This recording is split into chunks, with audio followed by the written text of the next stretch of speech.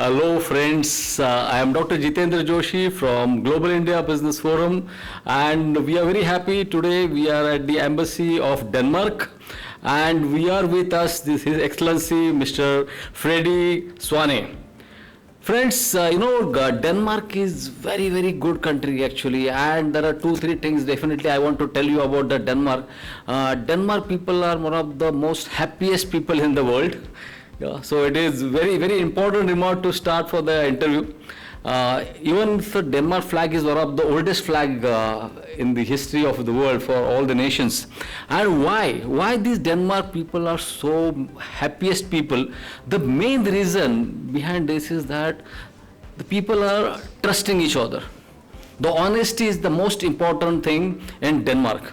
So we are here today for the most happiest embassy also, and here we are with Excellency Mr. Freddy. How are you, sir? And will you please tell about the Denmark more? Thank you very much, Mr. Joshi. It's a great honor for me. I'm not only the happiest ambassador, but also the greenest ambassador.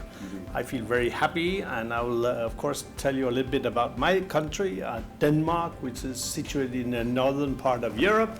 It's the happiest nation. We have been ranked for so many years, and the reason why is that we have a really well structured welfare system, and we pay very high taxes, but tax is an investment in your society, and of course the return on that investment is important. In Denmark we will have free healthcare, we have free education, and we have built up, based on consensus among various political parties, this kind of welfare-based system.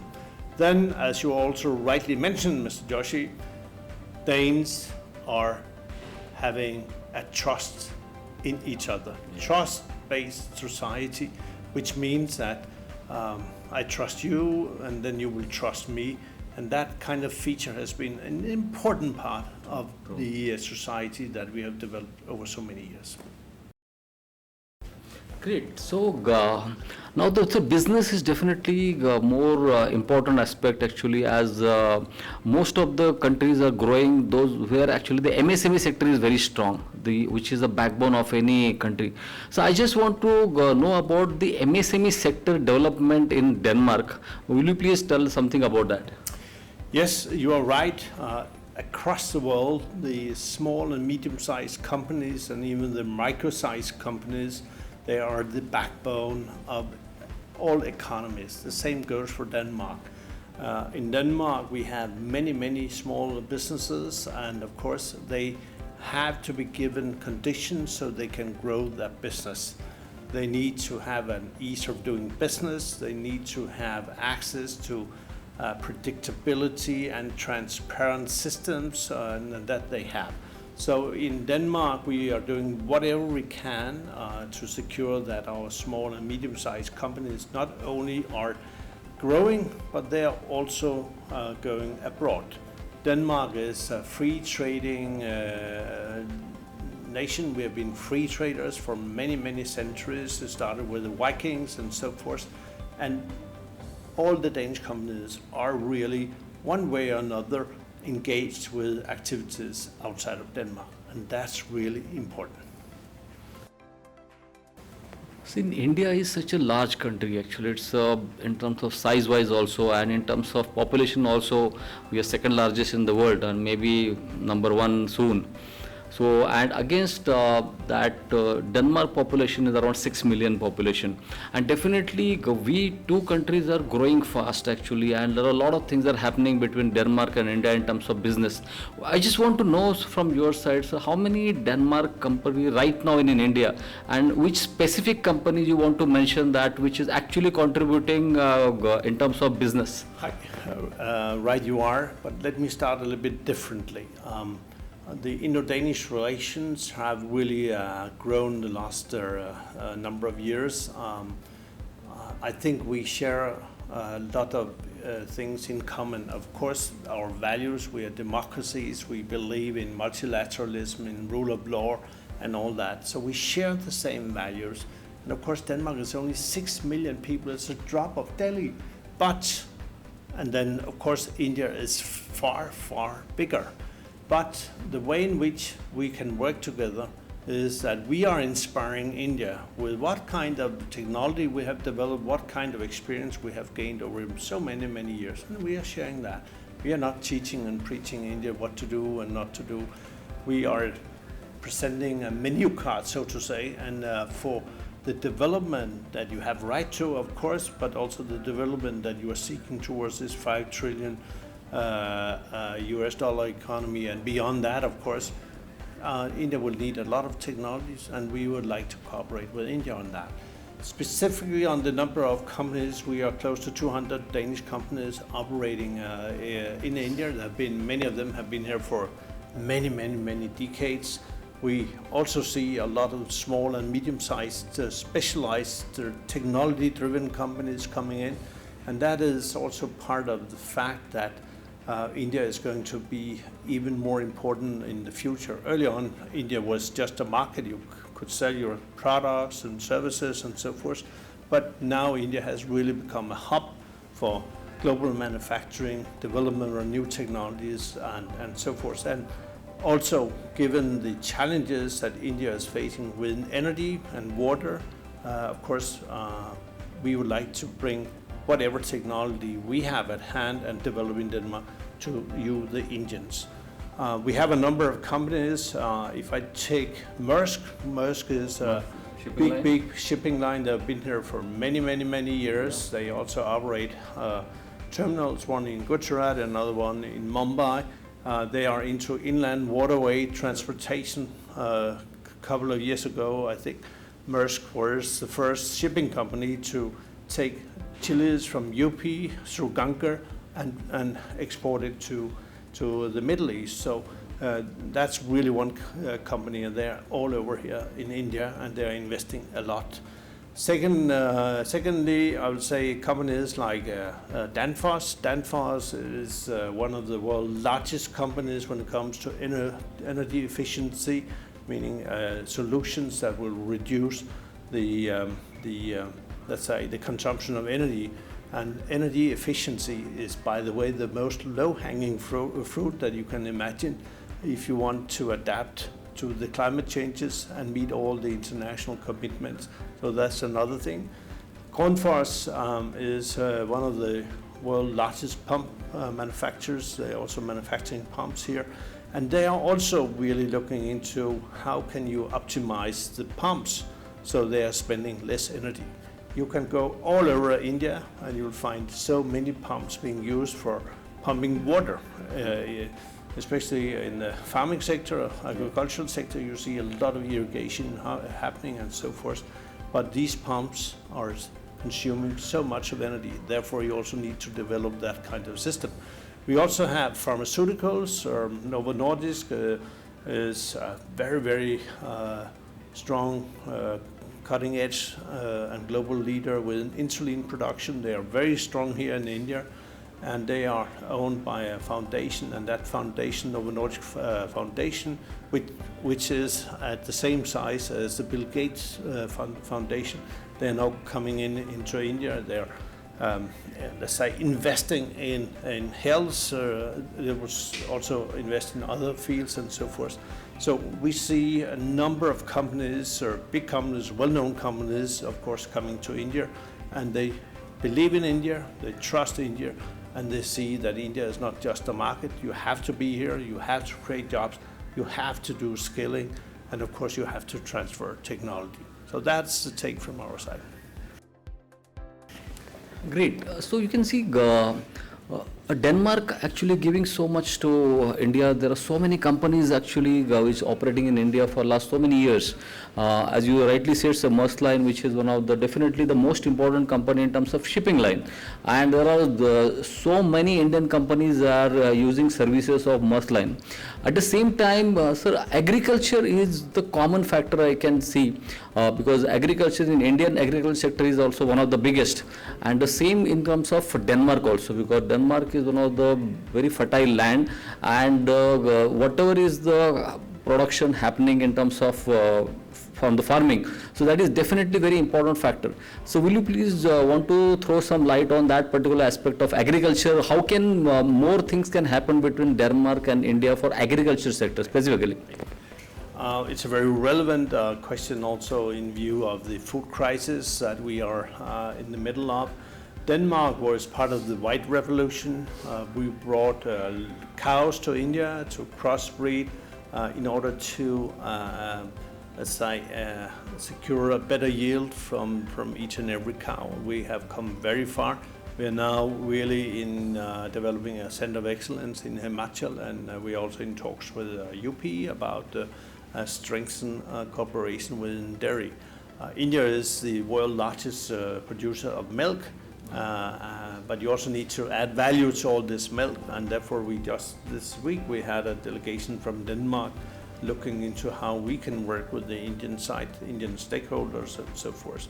Another thing where we are very strong is genetics. How do you secure that the yield per cow is going up and so forth. So we are playing quite a significant role in that. Then we also have companies who are into what we call agricultural equipment or farming equipment, and we are very strong in silos. When I go across India, of course I've seen huge improvements, but early on you could see a lot of farmers produce just being put on the open field, and the rodents, weather and all that made the outcome of the farmers' production more or less not usable. So you need to have silos as an example to store the grains and so forth. And we just recently have seen the announcement of new Danish investment that will in Rajkot, around Rajkot in Gujarat, where we will have new silos coming up to store the grains and so forth. Then, of course, we also have to look into how can we benefit from India. India is a big producer of millets and so forth, and a lot of millets are now being exported out of India to Denmark, and not to talk about tea, and of course also to some extent mangoes. But I think India has the potential of becoming a very global, important global producer of food for the whole world. Denmark is traditionally producing food that can feed triple size of our population. So if we are 6, we are producing so we could feed almost 18 million people. Think about India. If India with 1.3, 1.4 billion people, if let's say if you could feed 3 times, let's say 1 billion people, I mean that would be remarkable. Or 50% of the global population. Voila.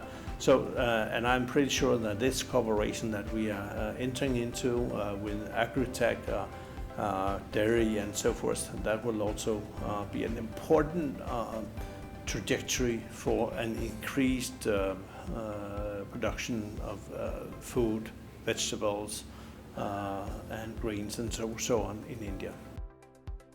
Actually, apart from these sectors, actually Denmark is, as you rightly said, the dairy is definitely important. Pharmaceutical is one of the important. Apart from that, the machinery, a lot of machinery import is also happening.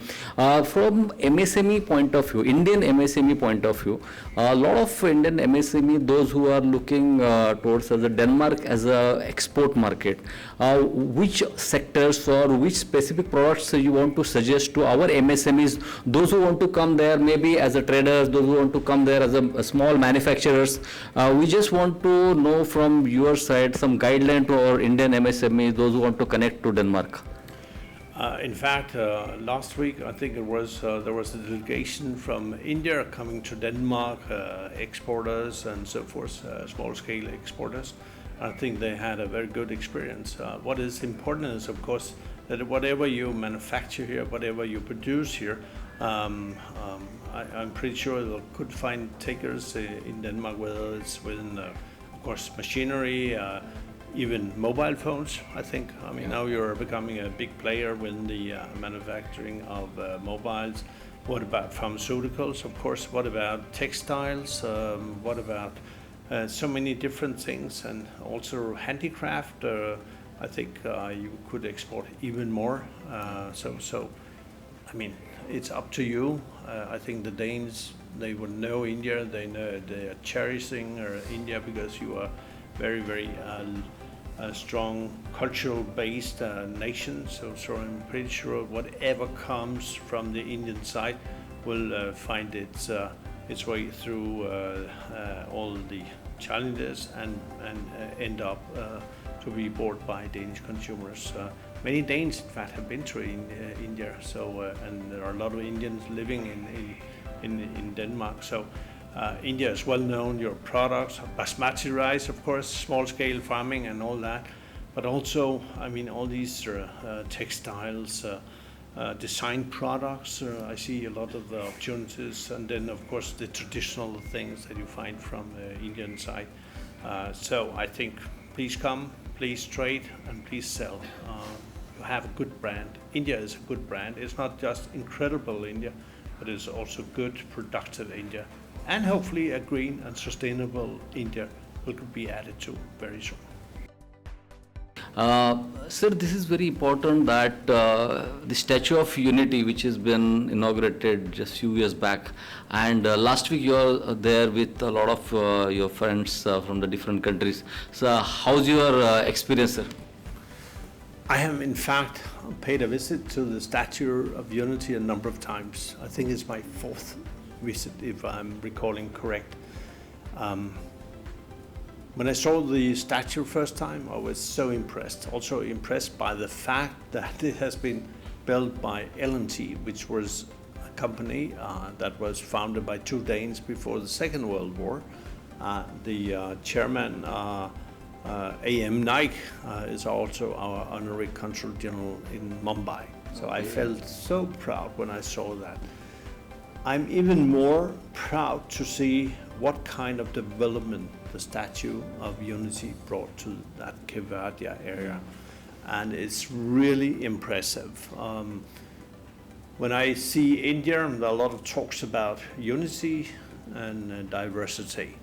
But we all need symbols that will unify us and make us standing united.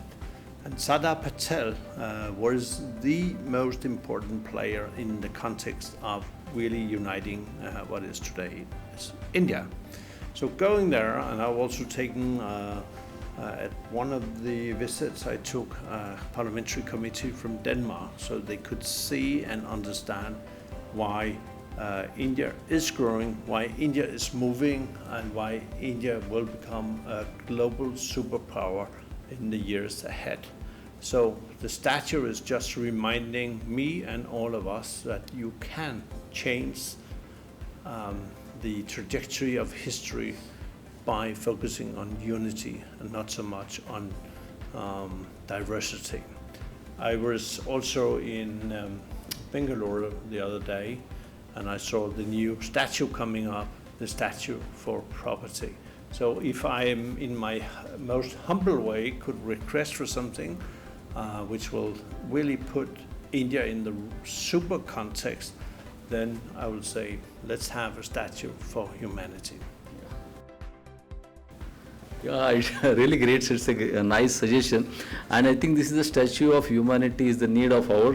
Considering the global scenario, there are a lot of warfares and many zones. Actually, people want peace, and definitely everybody wants stability in their life, and this is possible only if there is a peace.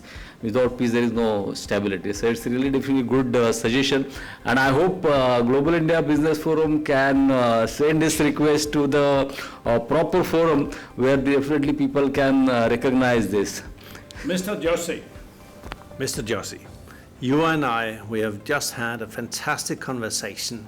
Yeah. You smile at me, I smile at you. So, you know, a smile will add a mile to our friendship.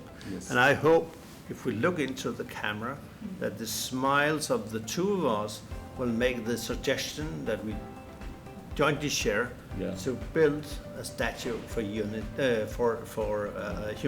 Humanity, that yes. will come up. There are two pillars already: unity and prosperity. True. So we need peace, we need harmony, and without development, we will never be where we have to be. Very true, sir. Very true. Dhanyavad. Thank you, sir. Thank you. Now, a lot of things about the business. We are trying to see that globally, Indian is becoming a superpower, maybe the future superpower. 5 trillion economy is definitely a vision of India. We are now almost the 4th largest in the world. At the same time, since 2014, if we can divide India before 2014 era and after 2014. So you are very senior ambassador and maybe observer for last more than 9 years. And you have seen the, before 2014 also there is a lot of things happening in India, a lot of growth because India is continuously growing. And after 2014 maybe we can say there is a pace has increased. So when specifically Mr. Modi has took over, there are a lot of things happening in India and globally we can see that there are a lot of changes in the minds of people about India, Indian growth, Indian economy, and the respect of Indian people also has increased. So we just want to know from your point of view about when Mr. Modi has entered as the Prime Minister and almost completing almost 7 years now, almost in the 8th year. So I just want to know from your side, so what is your observation and what more things actually India can do about it? Thank you for this very simple question. There's a very simple answer. I have seen a lot of progress. In fact, I was the first European ambassador back in 2011 who took the initiative to meet with the chief minister. And I was not that too popular at that time, but I think all those who criticized me at that time in India and outside India, they now have realized that with the Prime Minister Modi at the helm of Republic of India, a lot of progress has happened. Of course, some of it started already before, but India is about scale. And whatever you're doing, if you can really develop fast, then it will scale up like that. And that's what I'm seeing. When I came back in 19 for my second tenure, I was asked to where are the differences, and I said there are 3 very important kind of differences or changes from my first inning, so to say. First and foremost, India has become so digital. I mean, you have all the transactions done with Paytm and all these financial payment systems purely digital. And you are creating so many different platforms, so digital platforms that will do away with corruption, small-scale corruption, and that's so important. You don't need paper, you don't need the stamps and so forth. So digitization, and look into how India handled the COVID. I mean, you developed so much of new technologies, new digital schemes, COVID, and all these platforms. And India mobilized all these resources in a very short span of time. Not to talk about the best shield in the world, COVID shield. I've been given vaccinations a number of times here in India and was given COVID shield. So India is really on the track of a fast development. The other changes which I've seen is the level of self-confidence. I mean, you trust yourself, you have confidence in yourself, and now with the Honorable Prime Minister at the helm of the Republic of India, India is also playing an important role globally. So it's not a question if India is a superpower, will be a superpower. India is already a superpower in a number of fields, and it will just continue. The last part, which I think and I have identified as a huge change, is the clear development of what we call the Indian way. India has always stayed a little bit neutral, foreign policy-wise, you were part of the non-aligned movement and so forth. Now you're part of Quad and so forth. But you will never join any treaty-based structures, as far as I can see. So you have developed a special way of caretaking your national interest. Yeah. You have to. You have 1.4, or I don't know how many billion 1.4 people billion, yeah. here in India. Lot, not to say the biggest proportion, will be youngsters. They are less than 35 years of age. They have the same ambition, same hunger for a better life. And of course, in order to do that, you need energy, you need technology, and so many things. So the Indian way is serving India well, and I would say also the world very well. But to become a global superpower, also with your Prime Minister, who is liked by so many people across the world, and all the state leaders, they are queuing up to meet with Honorable Prime Minister of India. Become good, and therefore we need to have an approach based on 3Gs, which is good, great, and green. And that part of the equation will, of course, respond to what Honorable Prime Minister has put up as the 5 S's for the Indo-Danish collaboration. That is scale of India, skills of Denmark. We add India will also have a lot of skills. Speed, because urgency is there. We have to deliver on the sustainable development goals. We also have to deliver on our proper response to the climate changes. So what Denmark and India we're doing should not only be part of our bilateral cooperation, should go beyond. And therefore, everything related to that has to be done in a sustainable way. So these 5 S's and 3 Gs, this is the equation for a better, greener, and more sustainable world. So may India develop along these lines, and I'm pretty sure that will happen. And Denmark and India will stand together. And in the future, I hope to see even more collaboration, also to secure that the small and medium-sized companies, which is the backbone of India economy and Denmark economy, that they will really be nurtured, they will be secured in such a way that it can grow and unleash the huge potential that these companies have across so many different sectors. Great. So friend, you are listening from such a senior ambassador from Denmark, who is here from last more than 9 years, and he has seen when the time Mr. Modi was the Chief Minister of Gujarat till the time he is now a global leader, and there are so many changes happening. So sabka saath, sabka vikas, and sabka vishwas. So these things are definitely happening, and so we are very happy that India, as a young country, as we discussed today, there are a lot of opportunities for Danish youngsters, at the same time Indian youngsters, to grow together. And my last discussion point was actually now we definitely keen that how go ahead with the cultural aspects also and the business aspects also. So Global India Business Forum has the intent to form the India-Denmark Business and Cultural Council, and we are very keen that under this concept there are a lot of things of culture and the movement of MSME together is supposed to happen. So your last remark on that particular council opening, what we discussed, sir. I am very happy to support all these initiatives, because I believe in the more layers we have in our collaboration and bilaterals between Denmark and India, the better we will be off for the future. May I also add that this week we will open a textile exhibition. Denmark came first time to India more than 400 years ago. In fact, we came on the 19th of November, which is just around the corner, in 1620. We landed up in Tamil Nadu, today's Tamil Nadu. We signed a treaty. We did not exploit, we were traders, so we signed a treaty with the local Nayak, and we started buying fabrics and so many other things, and even tea from India. In Copenhagen, there are huge samples, big protocols with samples of fabric from Tamil Nadu and across India.